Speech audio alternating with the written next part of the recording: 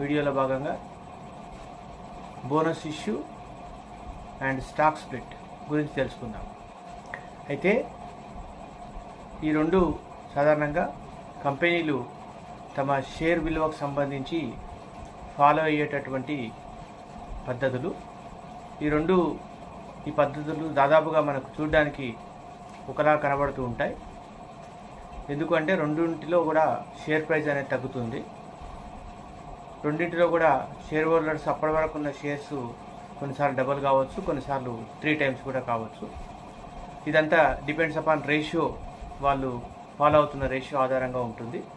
అయితే ఈ రెండు మనం చూడడానికి ఒకలాగా అనిపించినప్పటికీ ఈ రెండింటి మధ్యలో కొన్ని ప్రధానమైనటువంటి డిఫరెన్సెస్ ఉన్నాయి. దాని గురించి డీటెయిల్గా తెలుసుకుందాం. అయితే మీరు దయచేసి ఈ వీడియోను స్కిప్ చేయకండి, మొత్తం చూడండి, వీడియో మొత్తం చూడండి. స్టాక్ స్ప్లిట్ మరి బోనస్ అయిన తర్వాత షేర్ హోల్డర్స్ తమ అకౌంట్లో ఉన్నటువంటి షేర్స్ని అమ్ముకునే టైంలో కూడా కొంత జాగ్రత్తలు తీసుకోవాలి. ఎందుకంటే తొందరపడి అమ్మేసినప్పుడు కొన్నిసార్లు లాస్ వచ్చే అవకాశాలు కూడా ఉంటాయి. నేను వీటిని విత్ ఎగ్జాంపుల్స్ తోటి మీకు ఎక్స్ప్లెయిన్ చేస్తాను. స్టాక్ స్ప్లిట్ మరియు బోనస్ వచ్చినప్పుడు ఏ రకంగా share holders after the record date తర్వాత ఏ రకంగా షేర్ హోల్డర్స్ బిహేవ్ చేయాలి, ఏ రకంగా వాళ్ళు తమ క్యాపిటల్ని ప్రొటెక్ట్ చేసుకోవాలి అనే విషయాలు మనం డీటెయిల్గా తెలుసుకుందాం. అయితే దయచేసి స్కిప్ చేయకండి. ఈ ఛానల్లో మంచి ఇన్ఫర్మేషన్ వస్తున్నప్పుడు షేర్ చేయండి, సబ్స్క్రైబ్ చేయండి. ఇక వీడియోని మొదలు పెడదాం.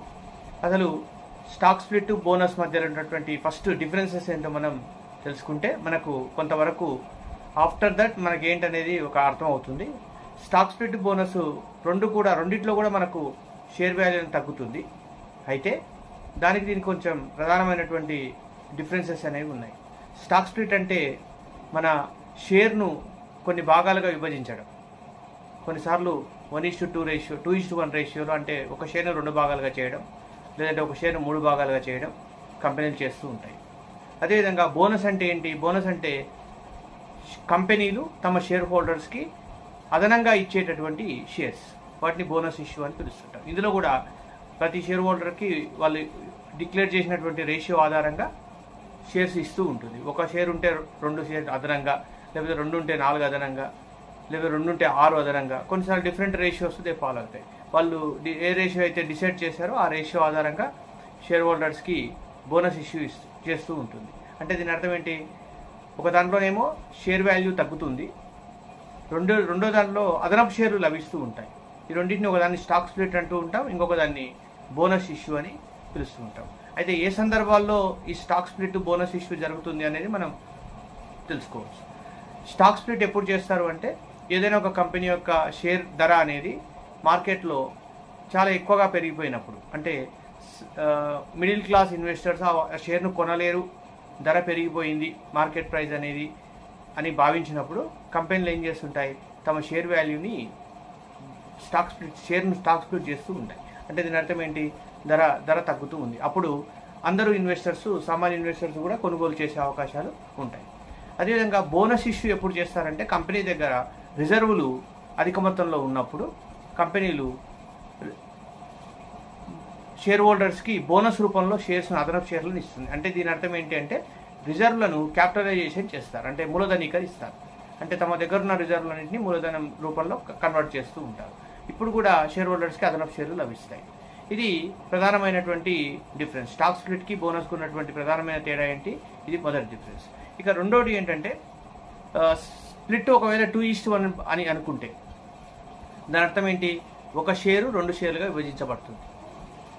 ఒకవేళ 2:1 బోనస్ అన్నారనుకోండి, ప్రతి ఒక్క షేర్కి 2 షేర్లు అదనంగా లభిస్తూ ఉంటాయి. ఇది డిఫరెన్స్ రేషియోలో కూడా కొంత డిఫరెన్స్ ఉంటుంది. 2:1 అని మనకు ఎప్పుడైనా కంపెనీలు అనౌన్స్ చేసినప్పుడు రికార్డు తేదీ రోజున ఎవరైతే ఒక షేర్ కలిగి ఉంటారో వాళ్ళ షేర్ 2 భాగాలుగా విభజిస్తారు. This is called as stock split. అట్లా కాకుండా కొన్నిసార్లు కంపెనీలు బోనస్ ఇష్యూ చేస్తుంటాయి. 2:1 రేషియోలో బోనస్ ఇస్తాయి. అంటే దాని అర్థం ఏంటి? ప్రతి షేర్ హోల్డర్ ఒక షేర్ కలిగి ఉన్న షేర్ హోల్డర్కి 2 షేర్లు అడిషనల్గా లభిస్తాయి. ఇది కూడా మన రేషియోలో కూడా స్టాక్ స్ప్లిట్కి బోనస్కి మధ్యలో ప్రధానమైనటువంటి డిఫరెన్స్ అనేది ఉంటుంది. అదేవిధంగా ఇక్కడ మరొక తేడా ఏంటంటే స్టాక్ స్ప్లిట్ చేసినప్పుడు షేర్ యొక్క ఫేస్ వాల్యూ అనేది తగ్గుతుంది. అదే బోనస్ ఇష్యూ చేసినప్పుడు షేర్ యొక్క ఫేస్ వాల్యూ అనేది మార్పు ఉండదు. ఉదాహరణ జనరల్గా ఫేస్ వాల్యూ 10 రూపీస్ ఉంటుంది. ఏదైనా ఒక కంపెనీ 2:1 స్టాక్ స్ప్లిట్ చేసింది అనుకోండి, షేర్ వాల్యూ అనేది 5 రూపీస్గా మారుతుంది. అదే బోనస్ ఇచ్చినప్పుడు మాత్రం 2:1 బోనస్ ఇచ్చినా 3:1 బోనస్ ఇచ్చినా కూడా ఫేస్ వాల్యూలో ఎటువంటి మార్పు ఉండదు. అది మనం గమనించాల్సిన విషయం. ఫేస్ వాల్యూలో తగ్గుదల వస్తుంది ఇది స్టాక్ స్ప్లిట్లో. అదే బోనస్లో ఎటువంటి మార్పు అనేది ఉండదు. బోనస్ ధరలో ఫేస్ వాల్యూలో అలాగే ఉండిపోతుంది. ఇక మరొక ప్రధానమైన అంశము ఇది ట్రేడింగ్ ఆస్పెక్ట్ సంబంధించి. స్టాక్ స్ప్లిట్ జరిగినప్పుడు రికార్డ్ డేట్ నెక్స్ట్ డే రోజే మన అకౌంట్లో 50 ఉంటే 100 కనబడతాయి, 100 ఉంటే 200 కనబడతాయి. అంటే 2:1 రేషియో అని మనం భావిస్తే స్టాక్ స్ప్లిట్ జరిగితే నెక్స్ట్ డే నుంచి మనకు అవి ట్రేడింగ్లో మనకు కనబడుతుంటాయి. అయితే బోనస్ ఇచ్చినప్పుడు మాత్రం మనకు కనబడతాయి, కానీ మనకు కొంత క్వాంటిటీ అనేది బ్లాక్ చేయడం జరుగుతుంది. మనం సేల్ చేయడానికి వీలు లేదు. సపోజ్ 2:1 బోనస్ ఇస్తే ఒక షేర్కు 2 షేర్లు అదనంగా వస్తే మనకు అక్కడ ఫర్ ఎగ్జాంపుల్ మీ దగ్గర ఒక షేర్ ఉంటే 3 షేర్స్ కనబడతాయి, కానీ ఒక షేర్ మాత్రమే మనం సేల్ చేయడానికి అవకాశం ఉంటుంది. మిగతా 2 షేర్లు సేల్ చేయడానికి అవకాశం ఉండదు. ఇది సెటిల్మెంట్ కావడానికి ఒక 2-3 డేస్ టైం పడుతుంది. 2-3 వర్కింగ్ డేస్ పడుతుంది. ఈ 2-3 రోజుల లోపల మన అకౌంట్లోకి 3 షేర్స్ 2:1 అయినప్పుడు 3 షేర్స్ మనకు ఎన్ని రేషియో ప్రకారంగా ఎన్ని రావాలో అన్ని మన అకౌంట్లోకి వచ్చేస్తాయి. అందుకే బోనస్ వచ్చిన వెంబడే మనము ఈ వాటాదారులు ఆ షేర్స్ని అమ్మకుండా ఉండడం మంచి పని. ఎందుకు అంటే అక్కడ కొంత గందరగోళం ఉంటుంది. మీరు ఎన్ని షేర్లు వస్తున్నాయి ఏంటి అనేది తొందరపాటు పడి అమ్మడానికి బాగుండదు.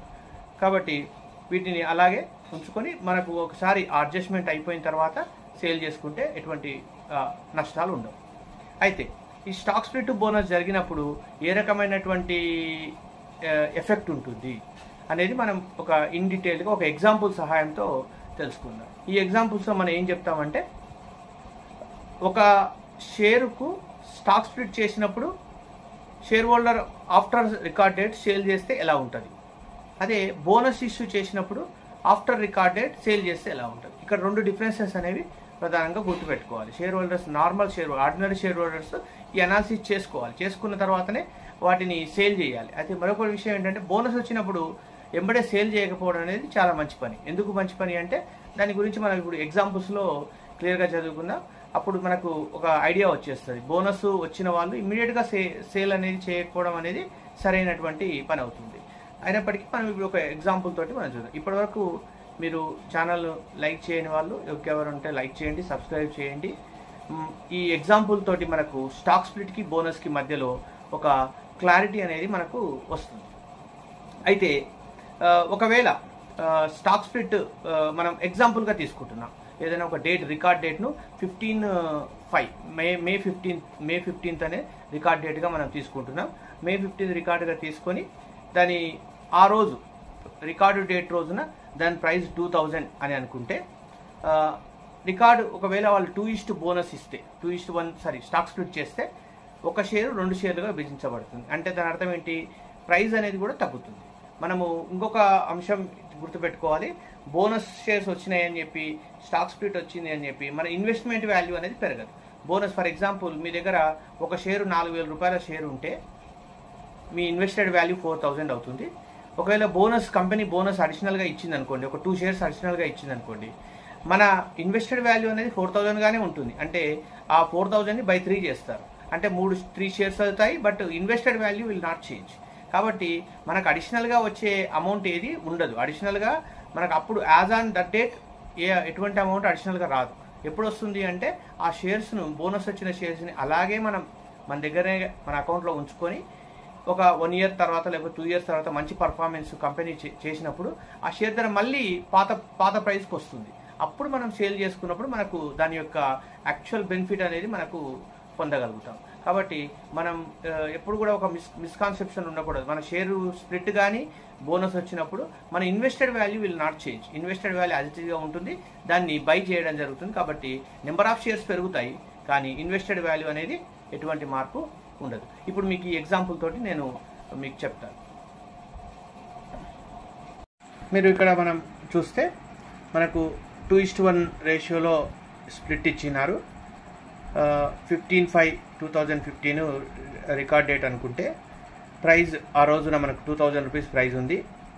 ప్రైజ్ ఒకవేళ అడ్జస్ట్ చేసిన తర్వాత 1000 రూపీస్ అవుతుంది, ఎందుకంటే బై చేస్తామని చెప్పాం కదా. ఇప్పుడు మన ఇన్వెస్టెడ్ వాల్యూ ఒకసారి చూద్దాం.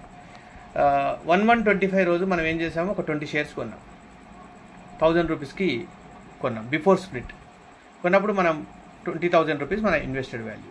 అదేవిధంగా మరొకసారి ఏం చేసాం, 14/25 రోజు మరొక 10 షేర్స్ కొన్నాం. టోటల్గా మన అకౌంట్లో 30 షేర్స్ క్వాంటిటీ ఉంది. వీటి వర్త్ వచ్చేసి 35,000. వీటి మొత్తం వర్త్ వచ్చేసి మనకు 35,000గా అవుతుంది.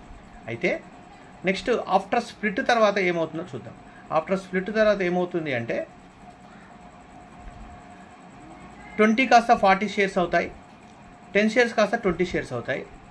అదే సందర్భంలో ఆ రోజు ఉన్నటువంటి ప్రైజ్, రికార్డ్ డేట్ రోజు ఉన్నటువంటి ప్రైజ్ ఎంత ఉంది, మనకు 1000 రూపీస్ ఉంది, 2000 ఉంది. 2000 కాస్త డివైడ్ అవుతుంది. మన ఓవరాల్ ఇన్వెస్ట్మెంట్ వాల్యూ మాత్రం ఎటువంటి మార్పు ఉండదు, 35,000గానే ఉంటుంది. బట్ నెంబర్ ఆఫ్ షేర్స్ అనేవి పెరుగుతాయి, ఇవి 60. సో అయితే బోనస్ మనకు స్ప్లిట్ వచ్చిన తర్వాత వీటిని అమ్మితే, సేల్ చేస్తే మనకు ఎలా ఉంటుంది. మనం ఏం చేసాము, మొదటి 40 షేర్స్ని 500 రూపీస్ చొప్పున ఇమ్మీడియట్గా అమ్మేసాం. అదే రోజున రికార్డ్ డేట్ అయిపోయిన తర్వాత నెక్స్ట్ డే అమ్ముకుంటే మనకు ప్రాఫిట్ వస్తుంది. ఎందుకు అంటే స్ప్లిట్లో ఎటువంటి ఇబ్బంది ఉండదు. స్ప్లిట్లో మనకు వచ్చిన షేర్స్ ఇమ్మీడియట్గా మన అకౌంట్లో క్రెడిట్ అవుతాయి.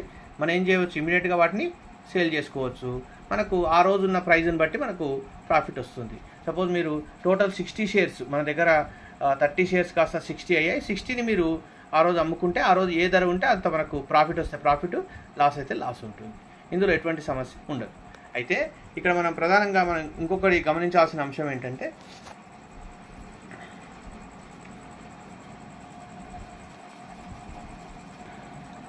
బోనస్ ఇష్యూ వచ్చినప్పుడు మాత్రం ఖచ్చితంగా అందులో కొంత మార్పు అనేది ఉంటుంది. ఈ బోనస్ ఇష్యూ వచ్చినప్పుడు ఏ రకంగా చేయాలనేది మనం చూద్దాం. ఇప్పుడు సపోజ్ మనకు బోనస్ ఇష్యూ వచ్చింది, 2:1 బోనస్లో అయింది. రికార్డ్ డేట్ 15/5/25 ఉంది. ఆ రోజు రికార్డ్ డేట్ రోజున ప్రైస్ వచ్చేసి 2000. ఎప్పుడైతే 3 షేర్స్, 1 షేర్ కాస్త 3 షేర్స్, 2 అడిషనల్ షేర్స్ వస్తున్నాయో దాని ప్రైస్ కూడా ఏమవుతుందంటే 667 రూపీస్, 3 పార్ట్స్ అవుతుంది. 3 పార్ట్స్ అయిన తర్వాత మనకు ఇప్పుడు మనం చూడండి, ఒకసారి 20 కొన్నాం, ప్రీవియస్ ఎగ్జాంపుల్ తీసుకున్నప్పుడు. ఇంకొకసారి 10 కొన్నప్పుడు మనకు బిఫోర్ బోనస్ మన దగ్గర ఎన్ని షేర్స్ ఉన్నాయి, 30 షేర్స్ ఉన్నాయి, 35,000 రూపీస్, 35,000 వాల్యూ షేర్స్ ఉన్నాయి. అయితే ఆఫ్టర్ బోనస్తో తర్వాత మన దగ్గర మనం కొన్న షేర్స్ అలాగే ఉంటాయి. ఆఫ్టర్ బోనస్ తర్వాత మన దగ్గర ఉన్నటువంటి 20 షేర్స్ యొక్క ప్రైస్ యాజ్ ఇట్ ఈస్గా ఉంటుంది. ఇక్కడ మన అదే డిఫరెన్స్గా ఉంది. మీరు ఇంతకుముందు ఒక వీడియోను బ్యాక్ చేసి చూడండి, స్ప్లిట్ అయిన తర్వాత దాని ధర తగ్గింది. కానీ ఇక్కడ మాత్రం బోనస్ ఇచ్చినప్పుడు మనం 20 షేర్స్ కొన్నాం, 1000 రూపీస్ కొన్నాం, అలాగే ఉంటుంది. అదేవిధంగా నెక్స్ట్ సారి 10 షేర్స్ కొన్నాం, 1500 కొన్నాం, అది 15,000 అలాగే ఉంటుంది. మరి ఎక్కడ వాల్యూ మారుతుంది అంటే మనకు అడిషనల్గా 0 వాల్యూ తోటి 60 షేర్స్ అడిషనల్గా వస్తాయి. ఆ 60 షేర్స్ యొక్క వాల్యూ, ఇన్వెస్ట్మెంటెడ్ వాల్యూ ఎంత ఉంది, 0. ఇన్వెస్టెడ్ వాల్యూ, ఎందుకంటే అవి అడిషనల్ షేర్స్ కాబట్టి ఇన్వెస్టెడ్ వాల్యూ 0గా ఉంటుంది. మనకు టోటల్గా 90 షేర్స్ అవుతాయి మన దగ్గర, కానీ ఇన్వెస్టెడ్ వాల్యూ మాత్రం 35,000 ఉంటుంది. ఒకవేళ మనం సేల్ చేస్తే, ఇమీడియట్గా బోనస్ వచ్చింది, బోనస్ వచ్చినప్పుడే సేల్ చేస్తే ఏమవుతుంది, సేల్ చేస్తే మనం ఎన్ని సేల్ చేస్తాము, సేల్ చేయాలి అంటే ఒక పద్ధతి, మొత్తం సేల్ చేయాలి. 90 షేర్స్ ఒకటేసారి సేల్ చేస్తేనే మనకు కొంత లాభము లేదా నష్టం ఉండకపోవచ్చు. కానీ మీరు పాటుగా సేల్ చేస్తే మాత్రం చాలా ఇబ్బందులు ఉంటాయి. ఎందుకు ఇబ్బందులు ఉంటాయంటే జనరల్గా ఈ ట్రేడింగ్ సెటిల్మెంట్లో ఫాలో అయ్యే పద్ధతి ఏంటి, ఫీఫో పద్ధతి ఫాలో అవుతారు. ఫీఫో పద్ధతి అంటే ఏంటి, ఫస్ట్ ఏ షేర్స్ అయితే కొంటారో ఆ షేర్స్ని ఫస్ట్ అమ్మేస్తారు. సపోజ్ మీరు ఏం చేశారు, రికార్డ్ డేట్ అయిపోయిన తర్వాత ఒక 20 షేర్స్ని సేల్ చేశారు. 20 షేర్స్ మీరు ఎంత కొన్నారు, మనం కొన్న ప్రైస్ వచ్చేసి 1000 రూపీస్, కానీ కరెంట్ మార్కెట్ ప్రైస్ ఎంత ఉంది, 667 ఉంది. అంటే ఇక్కడ మనకు రియలైజ్డ్ లాస్ ఎంత అవుతుంది, ఒక్కొక్క షేర్కి 333 రూపీస్ రియలైజ్ లాస్ అవుతుంది. అంటే ఓవరాల్గా మనకు 6,660 రూపీస్ లాస్ అవుతుంది. అదేవిధంగా మరి ఇంకొక 10 షేర్స్ కూడా సేల్ చేశారు. అవి మనం కొన్న ధర వచ్చేసి 1500, కానీ ఈరోజు కరెంట్ మార్కెట్ ప్రైస్ ఎంత ఉంది, 667 రూపీస్ ఉంది.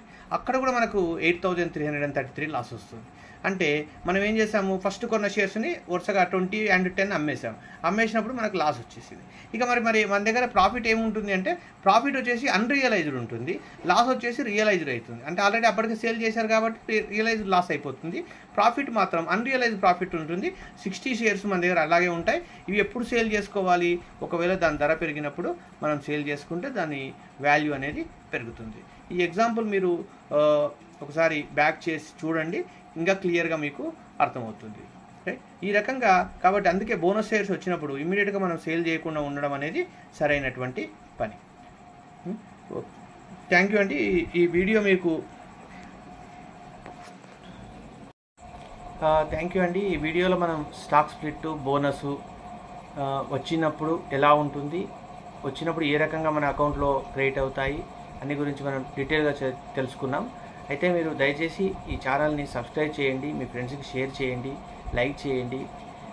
మరెన్నో ఫైనాన్షియల్ రిలేటెడ్ ఆస్పెక్ట్స్ మీకు ఏదైనా డౌట్స్ ఉంటే కూడా వాటిని మీరు మన కామెంట్ బాక్స్లో ఏదైనా ఒక టాపిక్ గురించి మీరు ఇచ్చినప్పుడు దాని గురించి మనం ఎక్స్ప్లెయిన్ చేయడానికి ప్రయత్నిద్దాం. మీకు ఇంకేమైనా క్వారీస్ కానీ ఏమైనా డౌట్స్ ఉంటే కూడా మీరు కామెంట్ రూపంలో తెలియజేయండి. మీ యొక్క డౌట్స్ని క్లారిఫై చేయడం జరుగుతుంది. థ్యాంక్ యూ అండి. Thank you for watching this channel. Thank you.